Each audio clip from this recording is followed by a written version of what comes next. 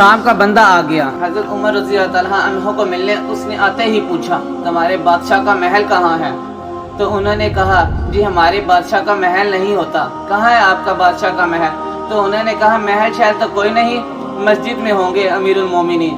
بندہ کہتا ہے میں سوچ میں پڑ گیا, جس کے نام سے میرا بادشاہ کامتا ہے وہ مسجد میں ہوں گے, گن مین ہی کوئی نہیں, ادھر ادھر ہی کوئی نہیں, پہرے دار ہی کوئی نہیں. مسجد میں جا کر پوچھا جناب عمر, کہنے لگے ادھر ہی تھے. کدھر ہے بھائی؟ حضرت عمر ادھر ہی تھے. میں حیران ہو گیا, یہ بادشاہ کی بات ہو رہی ہے. ایک صاحب کہنے لگے وہ کھجوروں کی باغ کی طرف جا رہے تھے. کہتا میں کھجوروں کے باغ میں گیا تو ایک بندے سے پوچھا امیر المومنین, کہنے لگے وہ سامنے کی طرف جا رہے تھے.